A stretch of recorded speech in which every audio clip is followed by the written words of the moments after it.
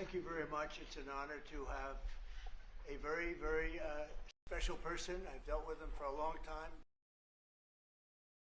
Benjamin Netanyahu, Prime Minister of Israel, and we had lunch together, we had meetings together,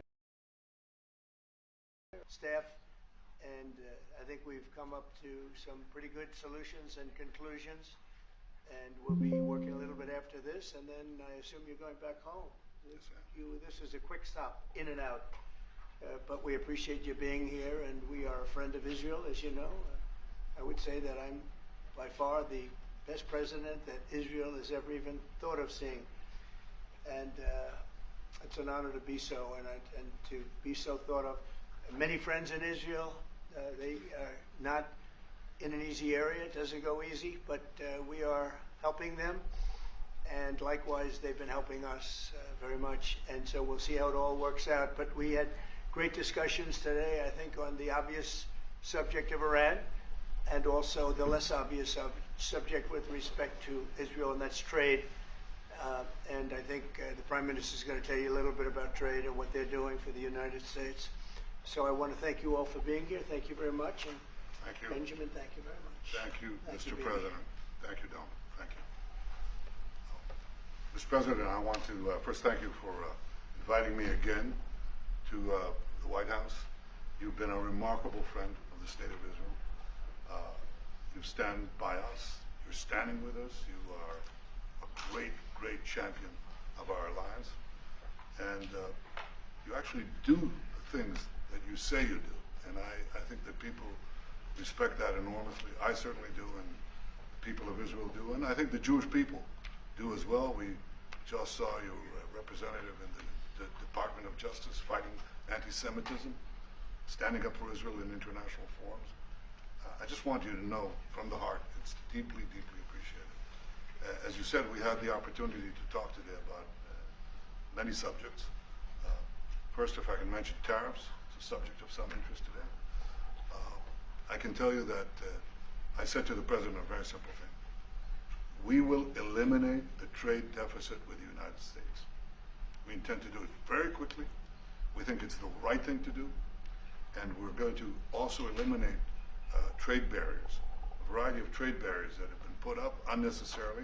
And I think Israel can serve as a model for many countries who ought to do the same.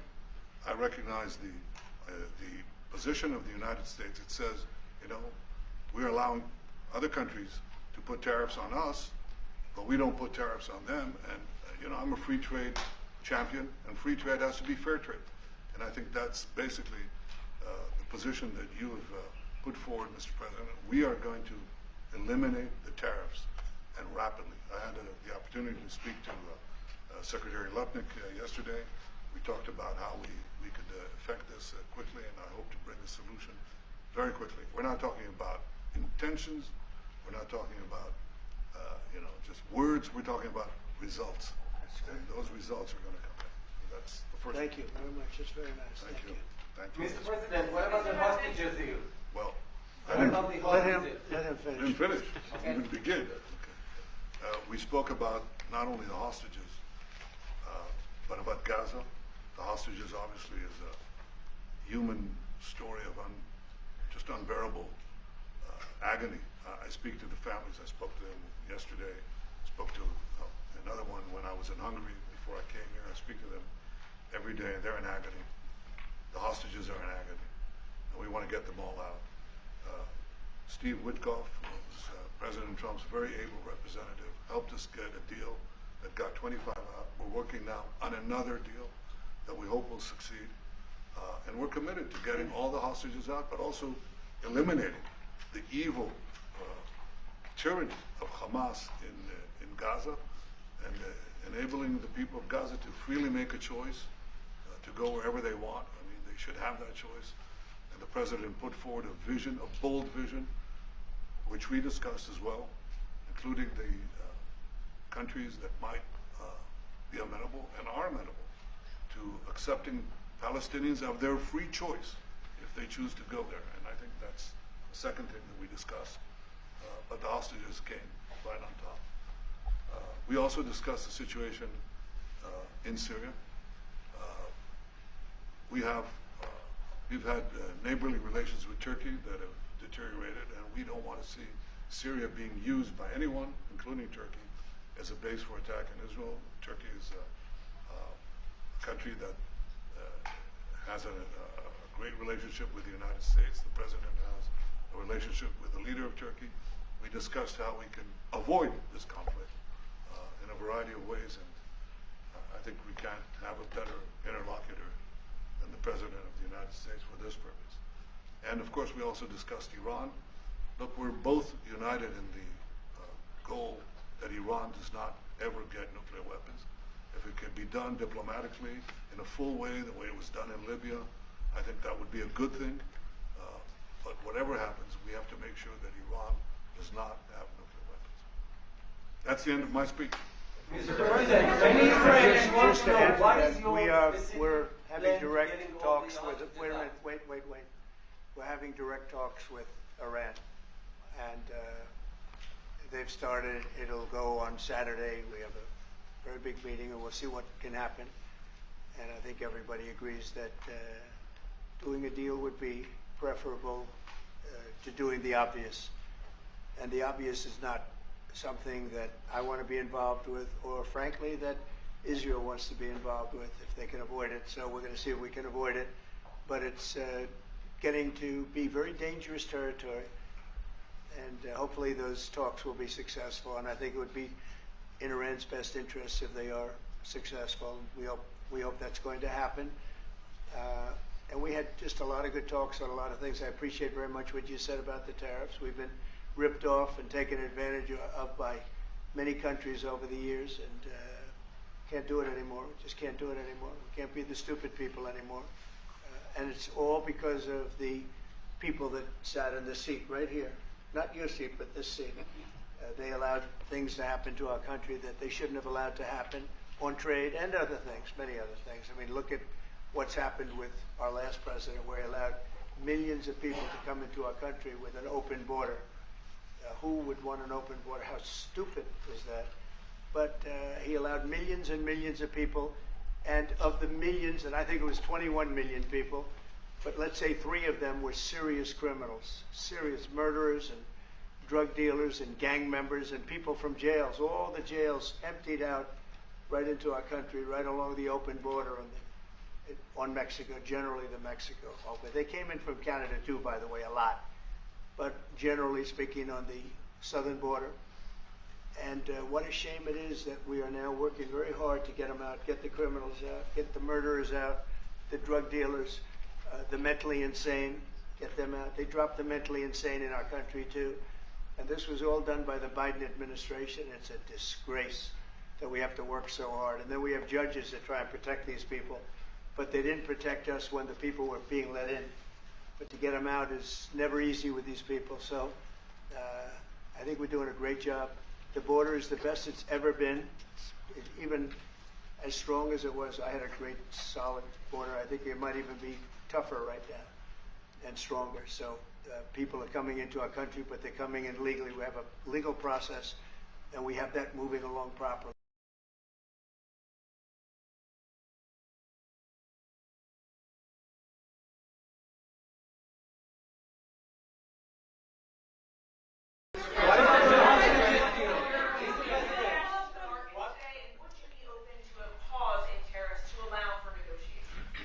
We're not looking at that. We have many countries that are coming to negotiate deals with us, and they're going to be fair deals. And in certain cases, they're going to be paying substantial tariffs.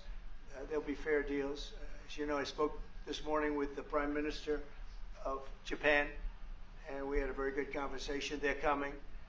And I said, one thing, you're going to have to open up your country, because we sold no cars, like 0 cars in Japan. And they sold millions of cars into our country. They don't really take our agriculture, a little bit of it, just to keep us slightly happy, but they don't take what they're supposed to be taking. So we have a great relationship with Japan. We're going to keep it that way, but they're coming in to meet, and other countries are coming in. With China, as you know, against my statement, they put a 34% tariff on above what their ridiculous tariffs were already. And I said, if that tariff isn't removed by tomorrow at 12 o'clock, we're putting a 50% tariff on above the tariffs that we put on. So they've gone for years. They've become a rich country because of people, again, that were in the White House that allowed this to happen. Hundreds of billions of dollars a year they'd make on us on trade, and it shouldn't be that way. And I have a great relationship with President Xi. I hope it's going to stay that way. I have great respect for China, but they can't do this. We're going to have one shot at this, and no other president's going to do this, what I'm doing. And I'll tell you what, it's an honor to do it because we have been just destroyed, what they've done to our system. You know, we have $36 trillion of debt for a reason. And the reason is that people allowed it to get that way. So we'll be talking to China. We'll be talking to a lot of different countries. And I think, you know, if we can make a really fair deal and a good deal for the United States, not a good deal for others. This is America first. It's now America first. And we didn't put America first. We put America last. The people that were in the Oval Office put America last, and we're not going to stand for it. Yeah. Go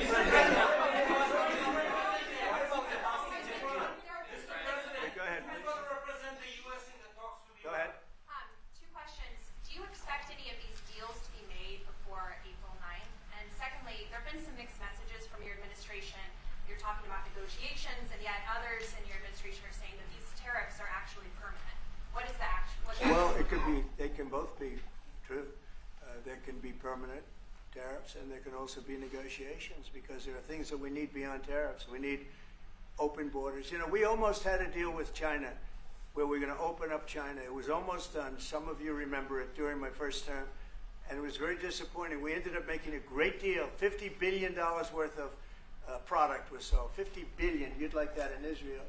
And I made that deal, but it wasn't the deal that I wanted. It was the deal that I wanted was that plus they were going to open up China so that our companies could go into China and compete with other countries and China for the, you know, for a large number of people. And at the very end, that deal was terminated, and we went to a piece of the deal. And there are a lot of things outside of tariffs, but tariffs are very important. But there are a lot of things like opening up countries that were totally closed. China's essentially a closed country. In fact, it is a closed country. And what they do is they charge tariffs so that if you sell cars or if you sell anything, nobody's going to buy it because the price is out of control.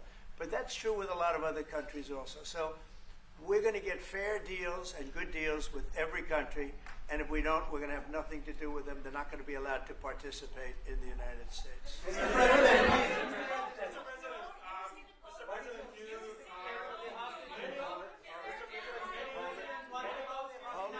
Hold it. Just relax. We have time. This gentleman is all day long. Mr. President, many of thank you. Go ahead.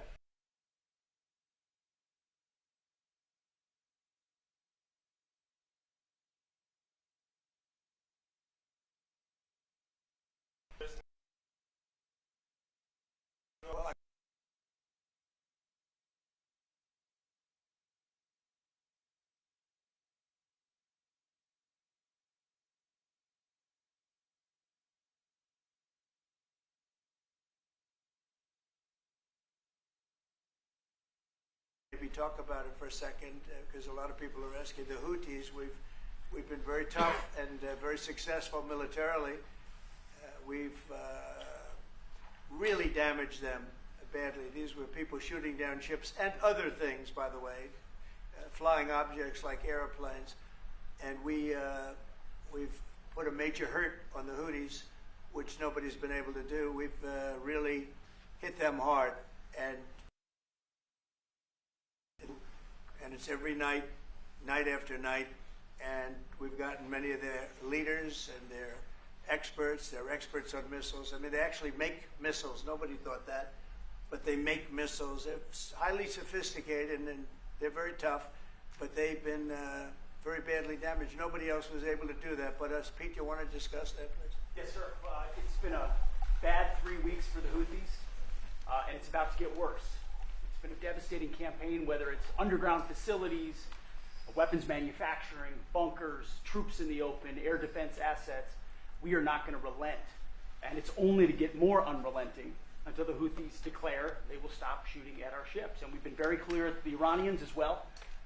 They should not continue to provide support to the Houthis, and that message has been made very clear. So we have a lot more options and a lot more pressure to apply, and we know, because we see the reports, how devastating this campaign has been in them, and we will not relent. We have a great military. There's no military like our military. And despite Biden having given a lot, but nevertheless a pretty small piece, but it was a lot of our military away in Afghanistan, and one of the dumbest situations, I think, and maybe the most embarrassing situation we've ever been involved in, that short period of time in Afghanistan. What a disgrace that was, but left a lot of our military behind, left you see them in their annual parades where they're parading trucks that are armor plated and different things that they can't, but it's many billions of dollars we left behind. But despite that, we have a tremendous military. That was a very small portion, because we rebuilt the military during my first term, and we have great things happening with our military. We also essentially approved a budget which is in the facility, you'll like to hear this, of $1 trillion, $1 trillion, and nobody's seen anything like it. We have to build our military, and we're very cost conscious, but the military is something that we have to build, and we have to be strong, because you got a lot of bad forces out there now. So we're going to be approving a budget, and I'm proud to say, actually, the biggest one we've ever done for the military. We're cutting other things that were under DOGE, but under a lot of other, when you look at a woman getting $2 billion for environmental, and it had nothing to do with environmental, and they had $100 in the bank, and they give her $2 billion. Many of those cases, all that stuff is going to be cut out, but we are getting a very, very powerful military. We have things under order now, the likes of which we've never had before. We've never had the kind of aircraft, the kind of missiles, anything that we have ordered. And it's in many ways too bad that we have to do it, because hopefully we're not going to have to use it. But the military is very, very powerful, and it's going to remain that way. Mr. President, Yes, Green? Thank you, Mr. President. I want to ask you about Iran, because this is the first time we hear that the U.S. is having a direct contact with the Iranians. Is it possible to give us some more information at what level the U.S. is? High level, very high level, yeah. We're dealing with the Iranians. We have a very big meeting on Saturday, and we're dealing with them directly. You know, a lot of people say, oh, maybe you're going through surrogates, or you're not dealing directly, you're dealing through other countries. No, we're dealing with them directly, and maybe a deal is going to be made. That would be great. It would be really great for Iran, I can tell you that. But hopefully, we're not going to have to get into that. We are meeting very importantly on Saturday at almost the highest level, and we'll see how it works out. Please. How do you ensure, Mr. President, that these tariffs don't drive U.S. trading partners into the hands of the Chinese? I'm not worried about it. I'm not worried about it. If they want to be in the hands of the U.S., they don't want to be in the hands of the Chinese. And, the Chinese have turned out to be really not very good at that. People that are with us, they're with us. But we cannot be taken advantage of any longer. I used to watch these deals for years. I've been talking about it for years. You know, I've been talking about it for 35 years, how our country is being ripped off. I mean, 30 years ago it was Japan, then it was something else, then it was another group, then it was China. China's doing the best job of it, frankly. And it's just not going to happen, not going to happen. Mr. President,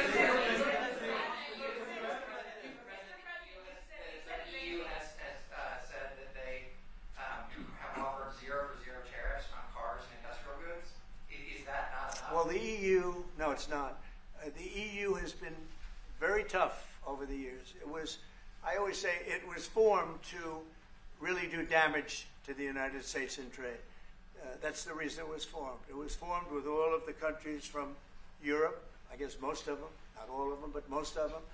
And they formed together to create a little bit of a monopoly situation to create a unified force against the United States for trade.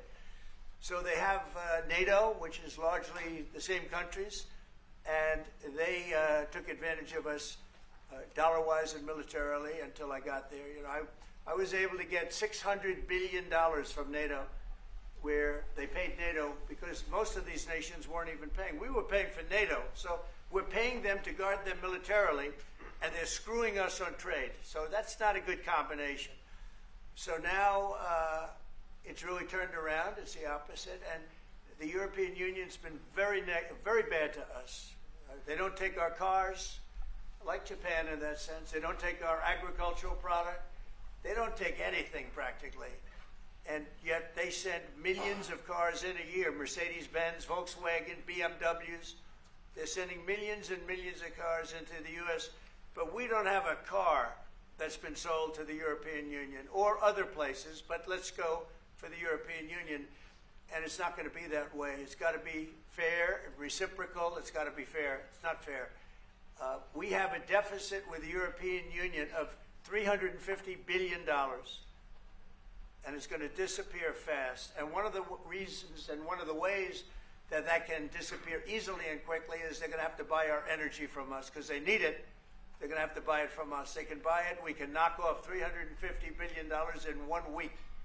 They have to buy and commit to buy a like amount of energy, and we have that. You know, we have more energy than any country in the world. I don't know if you know that. He knows everything, but the one thing he may not know, we have more energy than any country in the world. We have more of every kind of energy, every form of energy, from oil and gas to coal. And people talk about, I call it beautiful, clean coal.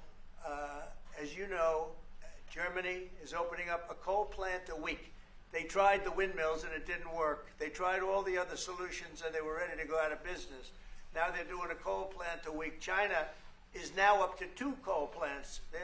They're opening 2 major coal plants every single week in China, all over China.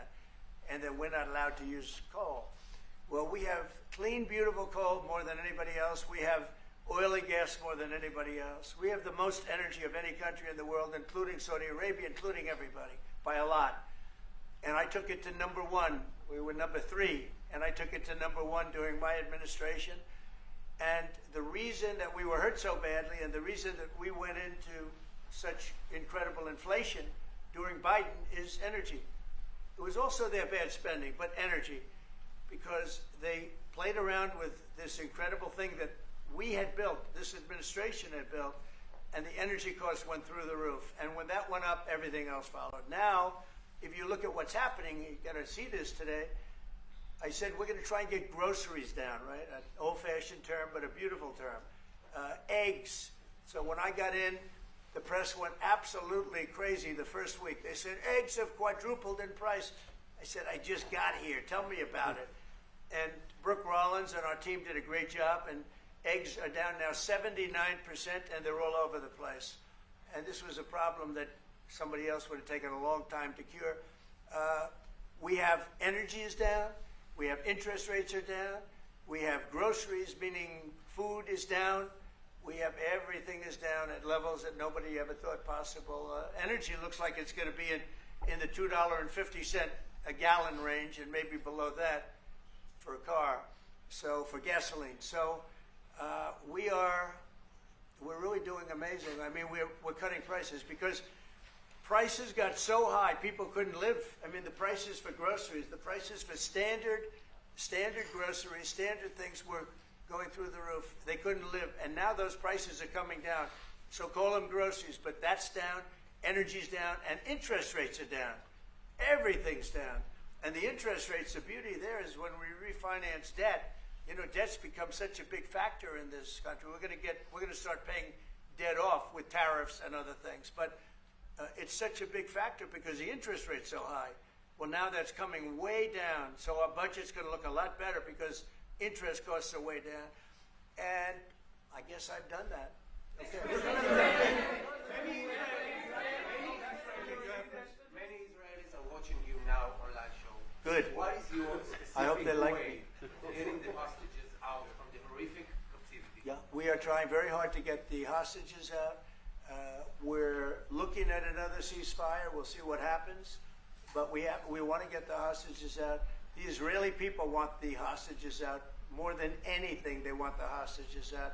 This man is working very hard with us to do that. I mean, I don't know. I hope he's being appreciated because he's been a great leader. He's working very, very hard on the hostages and many other things. And there are plenty of things you have to work on. It's a tough place in the world, isn't it? I have a good partner. Yeah, you do have a good partner, and so do we. We're working very hard on the hostages. If you're going to negotiate a new deal with Iran, can you elaborate how it's going to be more effective than the JCPOA? Well, I can't really say that, but I think it'll be different and maybe a lot stronger. But they were so happy when we made that first deal because we did get a lot out. You know, I had people right in this office, this beautiful Oval Office. They came in, 10 people, hostages, you know that. And I said to them, so how was it? And the stories they told me, I mean, as an example, I said to them, was there any sign of love? You were there, 10 people. It's only 10, but it's pretty representative. Did the Hamas show any signs of, like, help or liking you? Did they wink at you? Did they give you a piece of bread extra? Did they give you a meal on the side, like, you know, you think of doing? Like what happened in Germany, what happened elsewhere. People would try and help people that were in unbelievable distress. They said no. I said all of them. I said, did they ever wink at you like, you'll be okay? You're going to be okay? No, they didn't do that. They'd slap us. The hatred is unbelievable. And the lives, you know, they lived in a pipe. Not really a tunnel, it was a pipe. And they always thought they were suffocating. They were going to suffocate.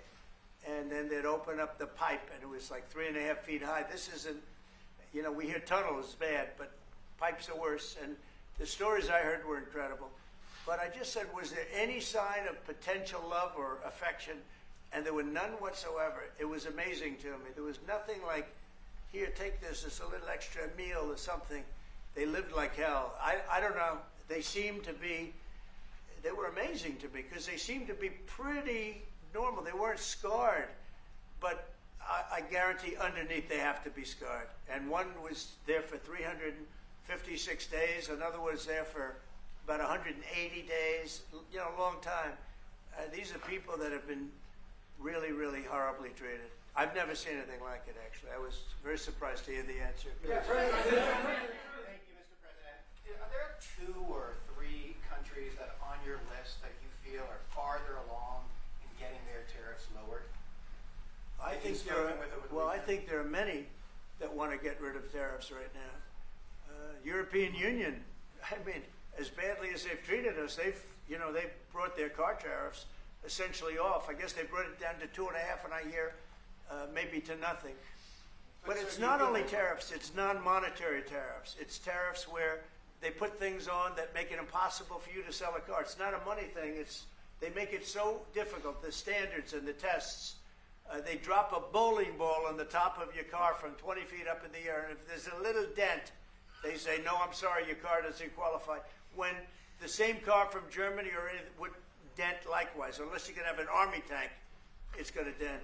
So they come up with rules and regulations that are just designed for one reason, that you can't sell your product in those countries.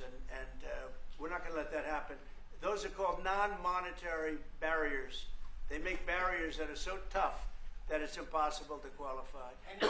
So tariffs are a big part of it, but there's another big part of it, and that's barriers. They also do something else. They manipulate their currency, and they drive it down. They want to drive it. They want to have low currencies. You know, it sounds better to have a high currency, a strong dollar or whatever, but they bring their currency down, and when it competes with our currency, it's very hard to sell a tractor. It's very hard to sell product because their currency is low and ours is much higher relatively. And so it makes it very hard. I speak to a lot of companies that do business, tractor companies, and they say it's so hard to sell because what they've done is they've lowered the yen or they've lowered the yuan or they've lowered their currency, so that it's very hard to compete. We don't want that either. So we have a lot of things that we're talking about, but we're going to fix it properly, and it's going to be fair to everybody, And in the end, I think we're going to have a world that does a lot better, you know. But they have to respect the United States. And nobody but me would do this. Nobody but me would do this. You know, it would be nice to serve a nice, easy term. But we have an opportunity to change the fabric of our country. We have an opportunity to reset the table on trade. We lose billions of dollars. We lose close to $2 trillion a year on trade. We lose $1 trillion a year to China. $1 trillion. We lose hundreds of billions of dollars a year on trade to China. We lose hundreds of billions of dollars overall, probably close to $2 trillion. Why would we do that? Number one, why would we do that? And then you have to say, is it sustainable? Then you hear about all of the people that say, well, deficits. If we have a deficit with the country, or if the country has a big surplus with us, like China has a massive surplus that they take and they spend on their military. Well, we don't want that. I don't want them to take $500, $600 billion a year and spend it on their military. I don't want them spending money on their military. And I shouldn't have to spend money. We shouldn't have to spend it either.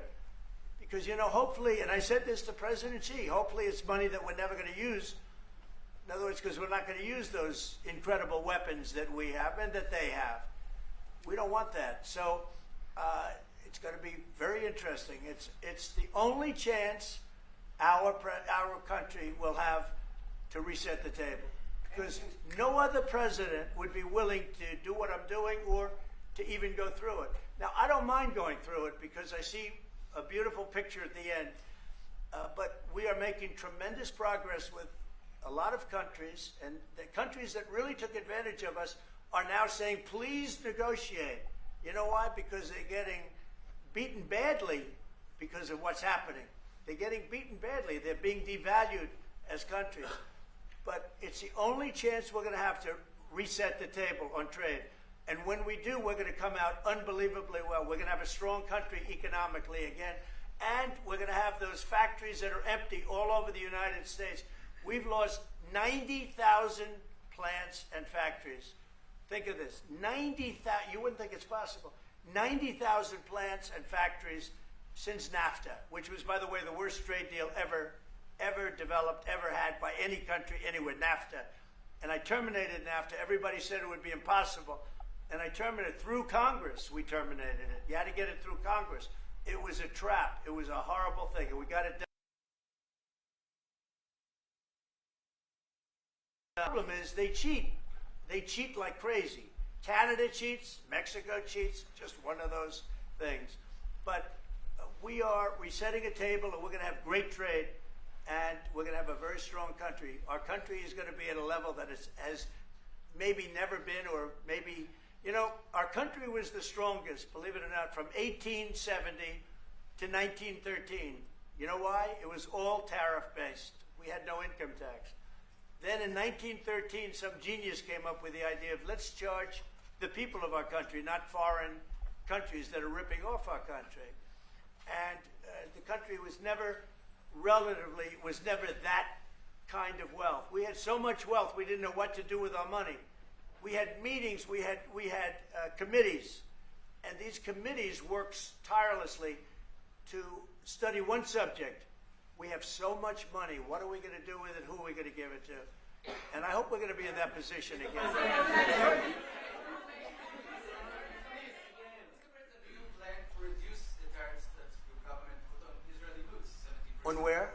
On Israeli goods, the 70%. Do you plan Well, to we're reduce talking about a whole new trade. Maybe not. Maybe not. Don't forget, we help Israel a lot. You know, we give Israel $4 billion a year. That's a lot. Congratulations, by the way. That's pretty good. But we give Israel billions of dollars a year. Billions. It's one of the highest of, and we give a lot of countries money. You wouldn't believe if I said we give Afghanistan a lot of money. Do you? Because that was a Biden deal, another Biden deal. Not only did he embarrass us with that, but they give them billions of dollars, Afghanistan, right? So, but no, we take good care of our friends, and we don't take care of our enemies. We're not taking care of our enemies anymore, but we do take care of our friends. The IDF is fighting to get in the Gaza Strip. I myself might be called up in a month. Do Do you think that's the way to pressure Hamas to get to a deal? And do you think blocking humanitarian aid is also an effective pressure? Well, you know how I feel about the Gaza Strip. I think it's an incredible piece of important real estate, and I think it's something that we would be involved in, but having a peace force like the United States there, controlling and owning the Gaza Strip would be a good thing. Because right now, all it is for years and years, all I hear about is killing and Hamas and problems. And if you take the people, the Palestinians, and move them around to different countries, and you have plenty of countries that will do that, and you really have a freedom zone. You call it the freedom zone, a free zone, a zone where people aren't going to be killed every day. That's a hell of a place. It's you know what I call it, a great location that nobody wants to live in, because they really don't. And when they have good living, real living, where Hamas and all of the problems they have, the level of death on the Gaza Strip is just incredible. And I've said it. I don't understand why Israel ever gave it up. Israel owned it. It wasn't this man, so I can say it. He wouldn't have given it up. I know him very well. There's no way. They took oceanfront property and they gave it to people for peace. How did that work out? Not good. Is the immigration, sorry, Mr. President, is the immigration? Which immigration? From Gaza. From Gaza. All it is a concept that I had that I think is good, and now people are copying it. Maybe do you want to tell? People are talking about the Trump plan. Gee, why don't we do that? Would you like to answer that question? I think what the president talked about is, first of all, to give people a choice. Gazans were closed in. And any other place, including in arenas of battle, I mean, whether it's Ukraine or Syria or any other place, people could leave. Gaza was the only place where they locked them in. We didn't lock them in. They're locked in. And what is wrong with giving people a choice? Now, we've been talking, including over lunch, about some countries, I won't go into them right now, that are saying, if Gazans want to leave, we want to take them in. And I think this is the right thing to do. If you give, it's going to take years to rebuild Gaza. In the meantime, people can have an option. The president has a vision. Countries are responding to that vision. We're working on it. I hope we'll have good news for you. I will say, people really do love that vision. It's a long-term vision, but so importantly is to have that be a safe field, because you're right smack in the middle of the Middle East. You're right along Israel. It should have never, ever been given away. It shouldn't have been given away by Israel. I don't know why they did it. I mean, I do know why, because they were promised peace, but that didn't work out too well, because it's one of the most dangerous pieces of land anywhere in the world. Gaza is one of the most dangerous places in the world. So they gave it away for a good intention, and it didn't work out that way. And a lot of people like my concept, but there are other concepts that I like too, and there's some concepts I don't like. You know what I don't like? The way it is now, because right now it's a dangerous death trap, Gaza. Yeah. Thank you, sir. Can you talk a little bit about your potential meeting with Vladimir Putin? Do you still plan to meet with him? Could that happen in Saudi Arabia? And maybe you could elaborate as well a little bit on not providing tariffs on Russia, sir.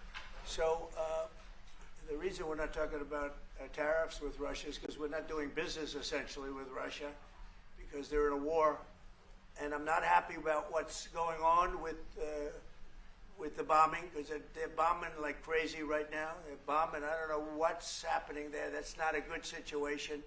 So we're meeting with Russia. We're meeting with Ukraine, and we're getting sort of close, but I'm not happy with all the bombing that's going on in the last week or so. Horrible. It's a horrible thing.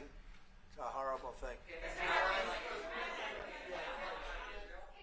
negotiate to get below 10%? In terms of tariffs? Yes. Look, we've been ripped off and taken advantage of for 40, 50, 60 years. And the reason we got ripped off and the way they did it was tariffs. They would charge tariffs, massive numbers of dollars. And when you look at China, when I took over, it was at $507 billion they were making. I call it making. A lot of people say, oh, it doesn't mean anything, having a surplus. It means a lot, in my opinion. It's almost like a profit or loss statement. And when I took over, it was $507 billion that China was, this is originally, first term. And we were very, very tough on them because they were taking that money and they were building a military with it. Then when Biden came in, he let them get away with murder. He had no idea. I'll tell you what, that man had no idea what was happening, whether it was the border or China or anything else. He had no idea what was going on. And they went wild. China went wild. And the money they make is ridiculous, okay? It's just not going to happen. And hopefully we'll get along with China. If we do, that's great. And if we don't, that's okay too. But we can't let that continue because that's an abuse. They abused the poor people that sat in this seat. That poor Biden, he was abused by them. They took advantage of him. And I'm surprised, you know, they have smart people. They were radical left lunatics, but they're smart. I'm surprised they'd allow that to take, you know, to happen. But we are going to bring great trade, and we're going to be fair to other countries. And I will say this, virtually every country wants to negotiate. If I didn't do what I did over the last couple of weeks, you wouldn't have anybody wants to negotiate. We would have gone to these countries, you want to talk? And they were, well, we don't want to talk. Now they're coming to us. They're offering things like even Bibi, and this is unrelated because it's a different kind of a relationship, but he started off our conversation today that he's cutting all of the tariffs, he's cutting everything, he's going to get down to a free base, he's going to do things that, in all fairness, other countries, if they said that, would have never even thought about doing it. Now they're offering things to us that we would have never even thought of asking them for because they're experiencing a lot of hurt. And the hurt is that they've taken advantage of us and we finally fought back. Tariffs will make this country very rich. We're rich anyway, but we're rich in a certain way. We have $36 trillion in debt. I want to get rid of it. And we can do it quickly with proper deals. So when countries don't allow us to sell our product, but we allow them to sell their product, when they charge us massive amounts of money for the privilege of going into their country, those days are over. Okay.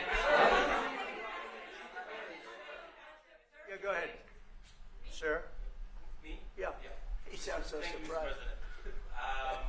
On Iran, two questions, please. First, you can give us more details about where the meeting on Saturday is going to be. I can't tell you that. I can just tell you there's a major meeting going on between us and Iran, and that'll take place on Saturday, and it's at top level. And second question about this.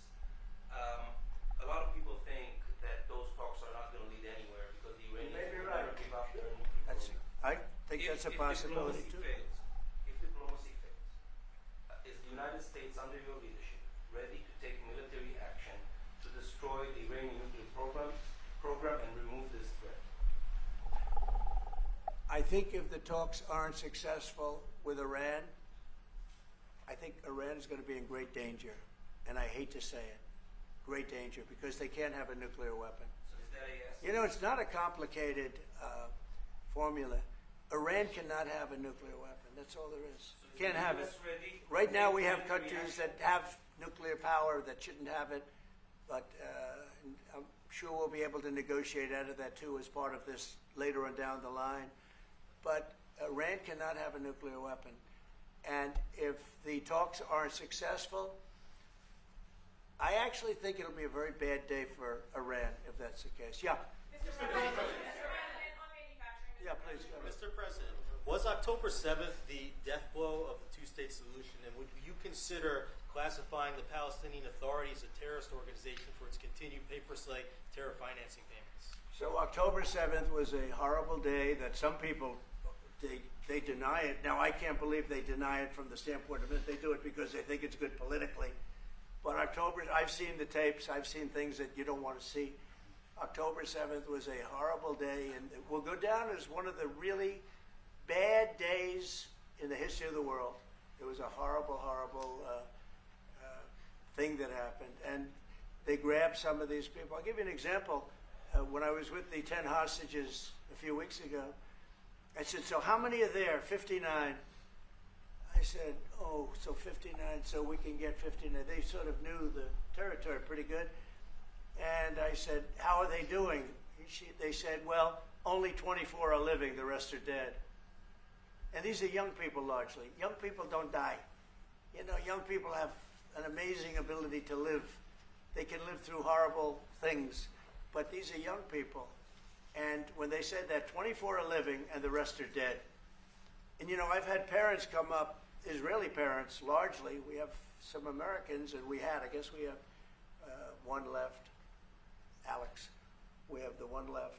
But I've had Israeli parents come up to me at events and say, my son is there. I said, well, how's he doing? Well, he's dead. But would you do me the biggest favor ever? Could you bring his body back home? They talked about a young dead boy and a young dead girl like they were living. And that could have something to do with religion. That could have something to do with, I guess maybe any parent would be, but I was surprised. They said, sir, my son is dead. It is just as important to bring that body back home. I asked that question as if he were alive. So you have a lot of them dead, and we'll be able to bring them back. But it's a horrible thing that's happened. These are largely young people. Some old ones too, frankly. And those people have lived in hell. When they came off, the second group that came out, they looked like they just got out of a concentration camp. They looked exactly like the pictures that I'd see from the 1940s, the concentration camps. And then they got a little bit better, you know. But that second group, those people came out, and I said, this is unbelievable. We're going back into a chapter in history that is one of the worst ever. It's really very bad. Okay?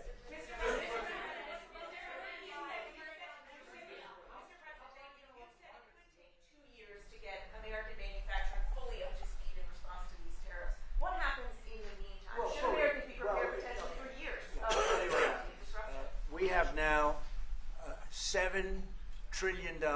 Think of this, $7 trillion of commitments from companies wanting to go in, from Apple to many, many companies. But that takes time. Many from Taiwan.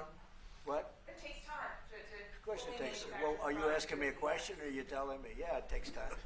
You know, you got to build a thing called a factory. You have to build your energy. You have to do a lot of things. I'm giving them energy. You know, we're going to let them build their own power plants. They'll be their own. Essentially, they're going to be in charge of the power plant because our power is not reliable enough. You have a grid that's old and susceptible to a lot of things, including bombing and weather and a lot of other things. And we're going to give them record timing in terms of approvals of electric plants. Most of them want to build electric plants. We need massive amounts of electricity if we're going to compete with China and others. And interestingly, we're way ahead right now in the AI race with China. But the way we lose that race is if we can't give them electric.